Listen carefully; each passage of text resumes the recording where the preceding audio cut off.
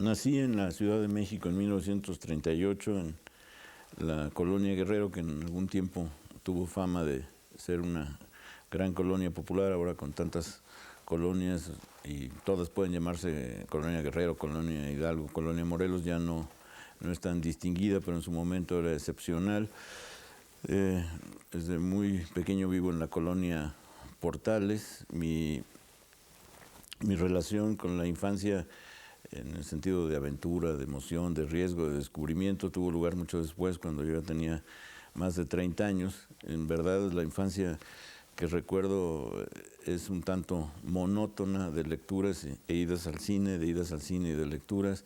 Nada de Tom Sawyer, nada de Huck Finn, nada de expediciones riesgosas que luego resultaban en encuentros en la Cueva del Pirata. Todo lo contrario, la única Cueva del Pirata era la que estaba consignada en los libros. Eso me volvió lo que podría ser una abominación, una excentricidad o un remoto lugar común, que es la condición de niño libresco. Desde que me acuerdo, esa es mi manera fundamental de entender la realidad, a través de la lectura. Y desde luego esto limita muchísimo, pero eso también amplía en su debida oportunidad algunos horizontes. Lo cierto es que a partir del momento en que descubrí la lectura hasta el día de hoy, una parte fundamental de mi vida consiste en mi relación con los libros, otra parte consiste en mi relación con el cine, y otra parte es un diálogo, un vínculo con la realidad que se inicia a través de la lectura de periódicos, que me son indispensables. No sé si esto es un currículum, pero es lo más aproximado que tengo a un currículum. Días de guardar, amor perdido, entrada libre, los rituales del caos. Bueno, a ustedes les consta que el gran cronista de México, la ciudad y el país es Carlos Monsiváis, autor de 6 volúmenes de crónicas, antólogo y conocedor profundo de la poesía mexicana y universal. Carlos Monsiváis es un gran poeta de lo que sucede y un gran novelista de las pasiones cotidianas. Con toda justicia acaba de recibir el premio Javier Villaurrutia, un poco tarde, dicen algunos, para quien desde hace más de 30 años ha sido uno de los mejores prosistas de la lengua castellana. Pero como dicen las Sagradas Escrituras, premio dado, ni Dios lo quita. Carlos Monsiváis, en tu libro Entrada Libre difundiste el término Sociedad Civil Mexicana, y en él pides que ni se exageren ni se disminuyan sus posibilidades. ¿Cuáles son esas posibilidades? Bueno, son enormes. En Entrada Libre yo hablo de una sociedad civil que estaba emergiendo en el 85. El término, desde luego, estaba muy difundido en las ciencias sociales y tenía toda una larga trayectoria filosófica y politológica, pero lo que sucede con el terremoto durante esos días del terremoto de 85 es que hay una participación social tan extraordinaria, tan abundante, tan generosa y tan inesperada, que permite hablar de una nueva idea de sociedad civil que por otra parte estaba ya en muchos otros países. Es esta voluntad de actuar y de tomar decisiones al margen del gobierno. No se trata de en contra del gobierno, ni sin la intervención, ni sin la omisión absoluta del gobierno, pero sí con grandes zonas de autonomía. Esto no fue aceptado en el momento, hubo grandes debates, se dijo desde la esfera política que no era posible concebir una sociedad civil como la que se estaba queriendo formar, que era una ilusión, que finalmente la sociedad civil también era parte del Estado, toda una argumentación, pero lo que quedó es ese afán de autonomía que no tenía que ver tanto con una realidad de una sociedad independiente del gobierno, lo que sería imposible, pero sí de una sociedad que no estuviese sometida a los autoritarismos. Y eso es finalmente lo que ha funcionado y lo que sigue funcionando de la idea de sociedad civil. La gente que se organiza para no permitir y no admitir los autoritarismos y para tomar una parte de sus destinos en sus propias manos. Esto ha dado lugar a demagogias, ha dado lugar a insensateces, pero también ha permitido momentos extraordinarios y ha sido uno de los grandes vehículos de esta maduración social en la que vivimos. ¿Esa sociedad civil mexicana se sorprendió de sus capacidades? Se asombró de sus capacidades, incluso llegó a adularse a sí misma, se consideró en momentos heroica, algunos sí lo fueron, pero también encontró algo maravilloso en el trayecto, en ese asombro, en este shock of recognition. Encontró que la posibilidad de participar en lo que le concernía, en lo que le importaba muy vital y muy urgentemente, estaba a su alcance, que ese destino que tantas veces se le había hurtado, se le había negado, se le había cancelado, estaba en alguna medida, en algún nivel, en sus propias manos. Y esto es lo que cambia totalmente. Luego vienen momentos de caída, de sensación de que había sido un sueño, que era un espejismo en la sociedad civil, y luego esto se ha ido recobrando paulatinamente, y en este momento, aunque no se advierta tanto, vemos en el país una gran emergencia de organizaciones no gubernamentales, de proyectos de sociedad civil, de actitudes que influyen en lo electoral, que influyen en la manera de ver el problema ecológico, que influyen en la exasperación y que influyen en la presencia de nuevos líderes, la mayor parte muy jóvenes, muchos de ellos ya mujeres, que están animando un panorama que por otra parte podría verse solo como sombrío y que no lo es en una muy gran medida por esta presencia de la sociedad civil. Hay quienes la rechazan y la desprecian. Algunos líderes políticos de la derecha, por ejemplo, se refieren a ella despectiva y groseramente, pero no es posible dejar de considerar lo que significan las organizaciones ecologistas, lo que significan las comunidades eclesiales de base, lo que significan todos estos grupos de apoyo a muy diversas causas. A mí me resulta, y tengo que usar la palabra, me resulta emocionante ver cómo ha crecido el deseo de intervenir, de participar y de crear conjuntamente esa conciencia cívica que parecía extirpada. Y eso, si tú quieres, se le debe en principio a la manera en que ese mito de la sociedad civil se volvió realidad en muchísimas conciencias. ¿Y esto es en todas las capas sociales? Yo creo que sí. Me asombra ver de pronto señoras burguesas que han cambiado su vida por el deseo de participación, y me asombra ver a jóvenes de las colonias populares que están en esta dinámica. Antes, en los años 70, tú ibas a una colonia popular y lo que te decía un organizador, un joven líder, es: ustedes deben darse cuenta que nosotros también somos seres humanos. Que era una petición que a mí me asombraba porque la encontraba demasiado, tengo que decirlo, demasiado primaria. Todo esto va cambiando, entre otras cosas, por la introducción muy seria y cada vez más sólida de la noción de derechos humanos. Esto es histórico en el país. La noción de derechos humanos te transforma la visión que la sociedad tiene de sí misma. Y luego esto, sobre la plataforma de la sociedad civil y sobre muy diversas causas, la paz en Chiapas, los motivos de protesta ecológico, los motivos de protesta ciudadana, etcétera, te dan un panorama que, aunque no sea muy visible, aunque pueda ser relegado o ser visto como secundario, para mí es lo mejor con que cuenta México.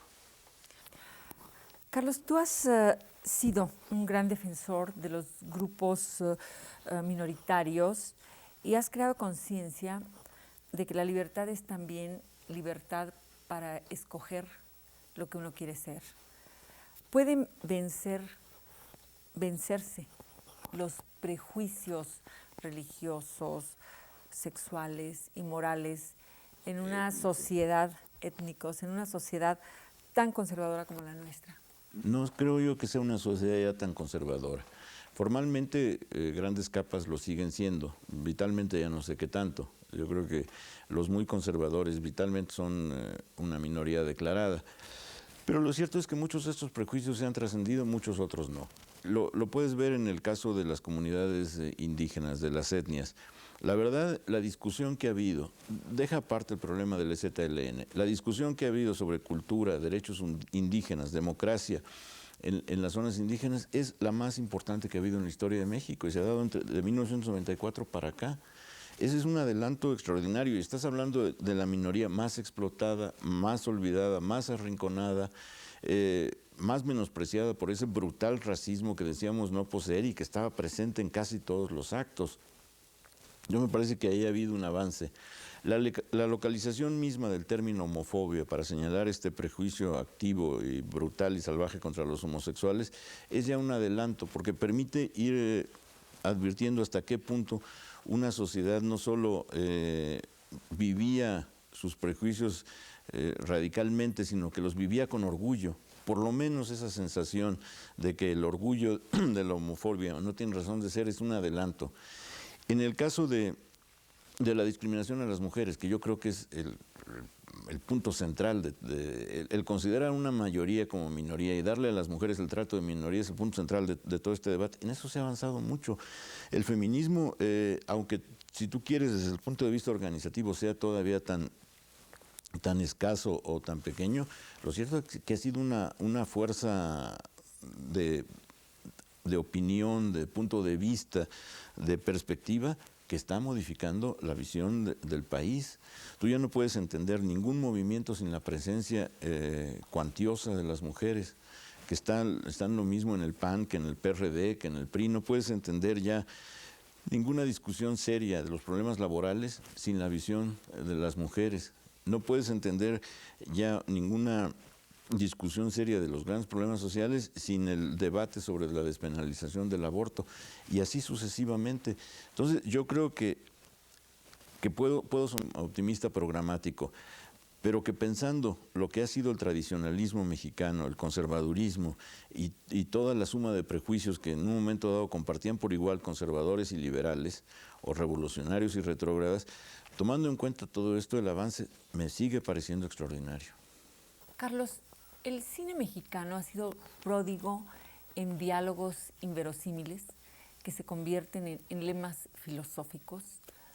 ¿Cuáles son tus frases favoritas del cine mexicano? Bueno, desde luego el momento sublime, además de Pepe Revueltas, en El Rebozo de Soledad, cuando Arturo de Córdoba, que es el médico, para apostrofar a los médicos insensatos, convencionales y burgueses que están ahí en la junta, les dice: pero de este lamentable círculo nunca ha salido un Pasteur, un Ramón y Cajal. Eso es maravilloso. Ese es un momento así de la gran técnica, de la retórica, al mismo tiempo populista y de locutor. Momentos sublimes siempre de Juan Orol o de cualquiera de los cineastas de esa dimensión. El momento perfecto que García Riera desmiente, pero que estoy seguro de haber visto, de Miguel Torruco como escultor en la estatua de carne. Yo probablemente vi una copia que después fue cortada, pero me acuerdo haberlo visto. Está Elsa Aguirre, que es su modelo. Entonces está el gran bloque ahí intacto. Miguel Torruco toma los materiales del escultor, ve a Elsa Aguirre fijamente y le dice: no te muevas. Eso me parece absolutamente sublime. No hay manera de que llegue a agotar el contenido filosófico de esa situación. Y otro momento también de Arturo de Córdoba. Arturo de Córdoba es una figura que hay que revaluar muy considerablemente. Yo estoy seguro que todos los abogados penalistas, por ejemplo, se han formado tratando de ser como Arturo de Córdoba. A lo mejor ellos tienen otra opinión, pero para mí los abogados penalistas hasta cierta etapa, y quizás con excepciones como Bernabé Jurado, trataban de ser como Arturo de Córdoba, trataban de encarnar esa dignidad. Si alguien ha encarnado la dignidad del profesionista que está seguro de merecerlo todo porque es profesionista en una tierra de analfabetas, es Arturo de Córdoba. Ya nada más por eso, no por sus otras virtudes histriónicas, nada más por eso valía la pena hacerle un homenaje. Yo creo que debía haber un hemiciclo a Arturo de Córdoba. Desgraciadamente el país tiene muchas zonas de injusticia. Arturo de Córdoba le dice a Yolanda Varela, no recuerdo qué película, espero que García Riera esta vez no me desmienta, le dice: si alguna vez creíste en lo mucho que hemos sido tú y yo en nuestra vida, espérame en el Hotel Nonoalco. Eso para mí ya son palabras mayores, son momentos ya de la pura confusión entre la grandeza y el llanto. No hay manera de de evitarlo. Cuando Jorge Negrete dice que somos o no somos, esas son también, sí, es Hamlet, es el to be or not to be, pero en una dimensión ranchera, lo que lo vuelve todavía más shakespeariano. Entonces, pienso yo que si uno no recoge esas frases, se está perdiendo de muchísimo, que también hay frases de los políticos actuales que pueden acabar fácilmente con las de los grandes momentos del cine. Hay un político que le hacen un homenaje, un líder sindical que le hacen un homenaje en Chiapas, y entonces algún maestro compone un himno para ese líder sindical, por cierto, del CENTE, entonces le tocan el himno, el coro de maestros, y luego al terminar el himno le entregan las llaves de un auto que le regala la sección sindical por sus méritos, por su contribución enorme al desarrollo del magisterio en México y en América Latina, porque nunca se conforman con un solo país.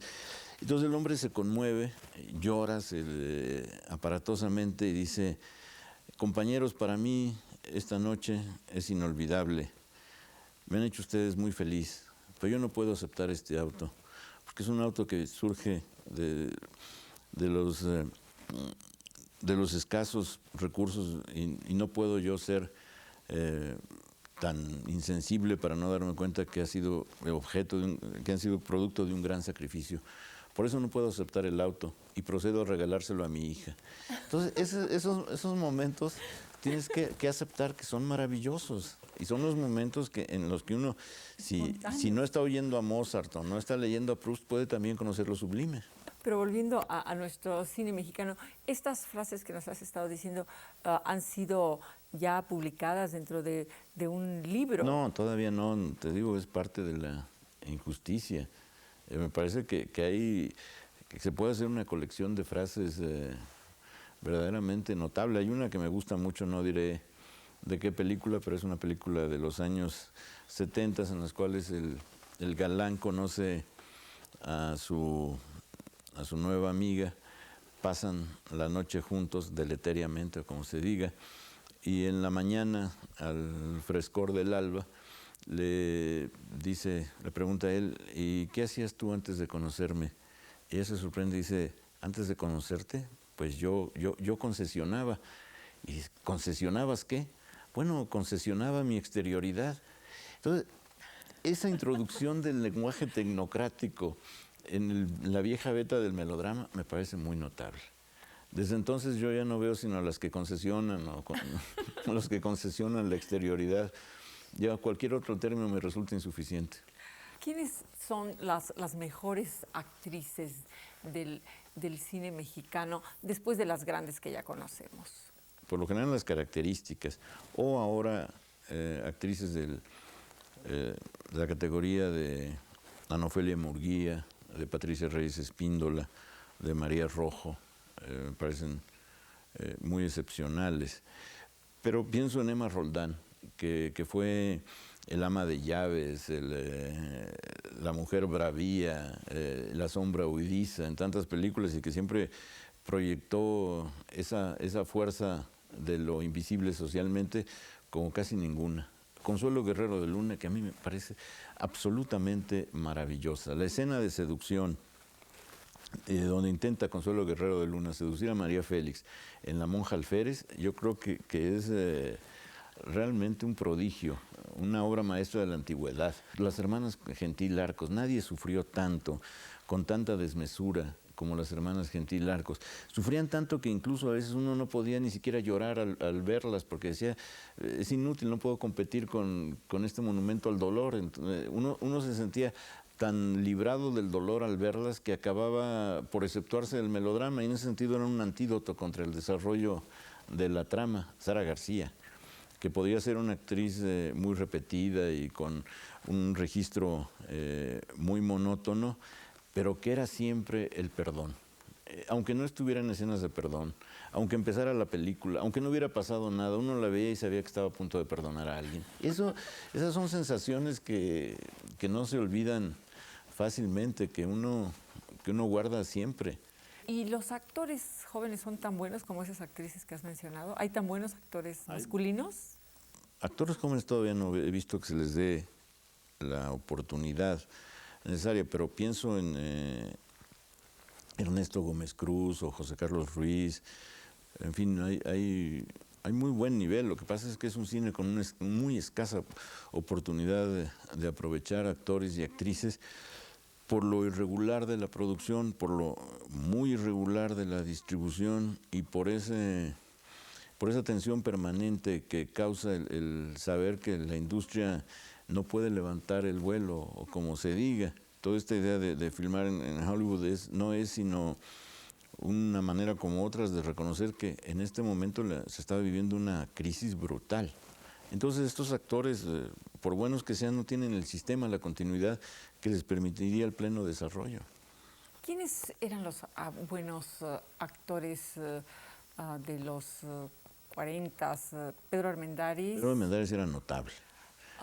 Tito Junco era muy excepcional. Es el tipo de actor que uno va recuperando lentamente, pero eran presencias cinematográficas que incorporaban con rapidez todo lo que habían visto en el cine y todo lo que sabían del teatro y le daban una densidad a sus personajes extraordinaria. Un actor hoy tan olvidado como Víctor Parra era muy bueno en los momentos en que tenía un director, porque lograban eso, lograban una capacidad de representación, lograban incorporar de pronto todo estilos, actitudes gremiales, formas de vida de una manera vívida y a fin de cuentas memorable.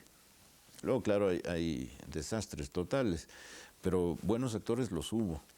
¿Cómo se hacían los actores entonces? La Universidad Posible era o muchas películas o el teatro. Pardavé era un agente de teatro. Él nace en Pénjamo porque sus padres estaban de gira.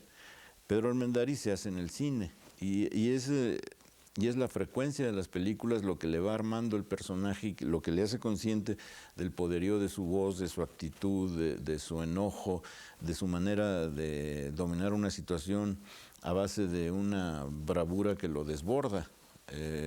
Tito Junco se hace en el cine también, básicamente. El cine mexicano tiene en ese sentido dos orígenes. Uno es la improvisación, que al volverse continua se vuelve experiencia, y el otro es el teatro. Ahora tenemos el problema de la televisión, que te fragmenta todo y que ha destruido la formación de generaciones de actores. ¿Y Arturo de Córdoba hizo alguna buena película? Bueno, él, esa maravilla de Buñuel. Buñuel fue a su modo un gran director de actores, aun siendo tan escueto en el método de dirigir, pero él es realmente una obra maestra. Él es una especie de ultraconservador que ve en el adulterio al fin de la especie. Para él el adulterio es el apocalipsis, y entonces el celo se devuelve la manera de evitar que el infierno entre por todas partes al mundo para destruirlo. Y esa psicopatología que, entre otros, creo que Lacan observó en él, produce una película notable. Y para ella se necesitaba un actor con la capacidad al mismo tiempo solemne y paródica de Arturo de Córdoba. Arturo de Córdoba era al mismo tiempo el ejercicio respetable de todas las profesiones y la burla de todas las profesiones por el desbordamiento escénico, por el manierismo de la voz. ¿Él se tomaba muy en serio? ¿O sabía? Yo creo que sabía, que no es posible que nadie se tome tan en serio. Arturo de Córdoba era un informe de gobierno en cada frase. Eso es imposible que una persona normal tenga, y sin embargo el resultado era muy convincente en los buenos momentos. ¿Y eran sus frases? No, eran frases... bueno, en él yo no creo que se le haya permitido improvisar. Pero su dicción cambiaba las frases. No tiene la menor importancia, dicha por cualquiera no es nada, pero dicha por él se vuelve de una gravedad como desde lo alto de estas pirámides 40 siglos os contemplan. ¿Conociste a Arturo de Córdoba? No, solo tuve el placer de verlo en cine y en teatro. Los actores en ese momento te parecían irreales, te parecía cuando los veías te parecían ectoplasmas, no podías concebir que anduvieran en la calle, los querías de nuevo alojados en la pantalla. Ahora no los puedes ver en la pantalla, los quieres todo el tiempo en la calle. Y ahora estás más llevado al cine por su dirección que por sus actores, ¿no? Sí, y por sus atmósferas. El thriller que se ha multiplicado tanto vale fundamentalmente por sus atmósferas. Tarantino lo que es un gran creador de atmósferas, y en las atmósferas de personajes de freaks que son tan delirantes que se te vuelven metáforas de algo que tú no quieres descifrar, te conformas con que sean metáforas. ¿Es mejor el cine de los 40 que el cine actual? Es muy difícil comparar, o es imposible comparar. Desde luego el cine actual tiene variantes muy apreciables, los directores se han formado ya en una cultura cinematográfica, están muy al tanto de los recursos técnicos, no son ilusos, no son ingenuos, no se sienten representantes del gusto del público, hay muchas ventajas en ese sentido, pero al mismo tiempo es un cine todavía hasta el momento menos memorable, menos capaz de relacionar al espectador con la película, de crear casi de modo instantáneo esos vínculos que hacían que el espectador se sintiera parte del desarrollo de la trama. En este sentido, lo que se ha ganado como conciencia cinematográfica se ha perdido como calidez sociológica, y no sé cómo decirlo, no sé qué valga más la pena, por lo tanto considero que no hay manera de comparar las situaciones. Carlos Monsiváis, muchas gracias. Muchas gracias a ti, Silvia. Con Carlos Monsiváis, Silvia Lemus.